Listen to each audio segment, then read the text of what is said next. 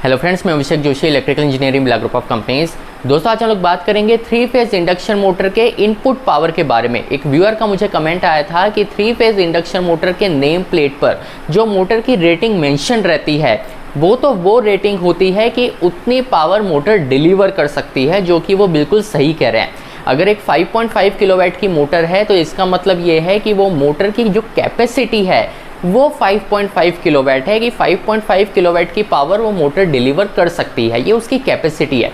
पर उनका सवाल ये है कि मोटर की इनपुट पावर कितनी है जिसमें से वो 5.5 किलोवाट डिलीवर कर रही है, ये उन्होंने बेसिकली पूछा है। तो टेक्निकल टर्म्स में अगर हम लोग बात करें तो आज की इस वीडियो में हम लोग ये देखेंगे कि मोटर का इनपुट पावर का मतलब क्या होता है, आउटपुट पावर का मतलब क्या होता है, इनपुट पावर कैलकुलेट कैसे करते हैं, कौन से फॉर्मूले का रेफरेंस लिया जाता है मोटर के इनपुट पावर को कैलकुलेट करने में। और अगर आपसे इंटरव्यू में कोई ये पूछ ले कि 7.5 किलोवाट मोटर का इनपुट पावर कैसे कैलकुलेट करोगे तो आप क्या जवाब देंगे, ये सारी चीज़ आज हम लोग डिस्कस करने वाले हैं इस वीडियो में। तो दोस्तों बिना टाइम वेस्ट किए शुरू करते हैं। तो दोस्तों जैसा कि हमने बात की कि अगर किसी मोटर की रेटिंग 5.5 या 7.5 किलोवाट है तो इसका मतलब ये है कि वो मोटर उतने कैपेसिटी की है कि इतना पावर वो आपको डिलीवर कर सकती है। पर मोटर की जो इनपुट पावर होती है वो अलग होती है।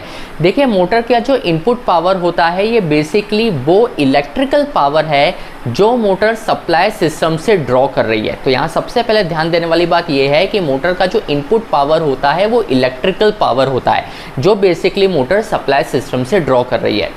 मोटर का जो आउटपुट पावर होता है वो मैकेनिकल पावर होता है, जो बेसिकली मोटर के शाफ्ट पर अवेलेबल है आपके लोड को डिलीवर करने के लिए। तो यहाँ पर मोटर का जो इनपुट पावर है वो इलेक्ट्रिकल पावर है, मोटर का जो आउटपुट पावर है वो मैकेनिकल पावर है, जिस पावर से आपका मोटर का शाफ्ट रोटेट हो रहा है और आगे जो लोड कनेक्टेड है, चाहे वो पंप हो, फैन हो, बेल्ट कन्वेयर हो, उसको पावर ट्रांसफ़र कर रहा है।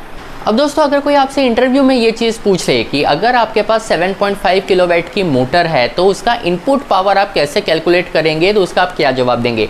देखिए, एक सिंपल सा फॉर्मूला ध्यान में रखिए कि मोटर का जो आउटपुट पावर होता है उसको अगर हम डिवाइड कर दें मोटर की एफिशिएंसी से तो आपको मोटर का इनपुट पावर मिल जाएगा। मोटर की जो नेम प्लेट होती है उस पर मोटर की एफिशिएंसी लिखी हुई होती है।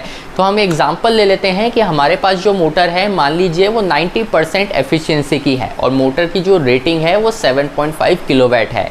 तो 7.5 डिवाइडेड बाय 0.90, क्योंकि जो 90% है 90% मीन्स 0.90, तो 7.5 अपॉन 0.90 जब आप करेंगे तो आपका जो आंसर आएगा वो 8.33 के अराउंड आएगा। तो इसका मतलब ये है कि आपकी 7.5 किलोवाट की जो मोटर है उसका इनपुट पावर 8.33 किलोवाट है। तो जब आप 8.33 किलोवाट का पावर मोटर ड्रॉ करती है सप्लाई सिस्टम से तो वो आपके शाफ्ट पे 7.5 किलोवाट का मैकेनिकल पावर प्रोवाइड करवा सकती है। That is the maximum power जो आपकी मोटर डिलीवर कर सकती है, इसलिए हम उसे मोटर की कैपेसिटी कहते हैं।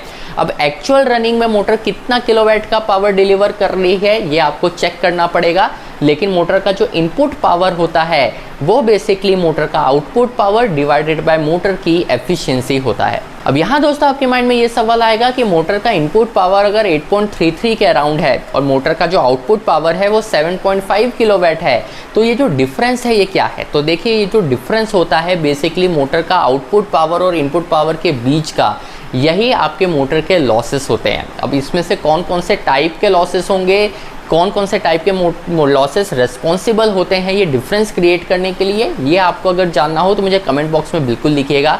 लेकिन मोटर का जो आउटपुट है और मोटर का जो इनपुट है इसके बीच का जो डिफरेंस है वो बेसिकली मोटर के लॉसेस कहलाते हैं। ये वीडियो अगर आपको पसंद आया हो तो चैनल को सब्सक्राइब करिएगा। मैं आपसे मिलता हूँ अगले हफ्ते ऐसे एक इंटरेस्टिंग टॉपिक के साथ। तब तक अपना ध्यान रखिए। Good bye.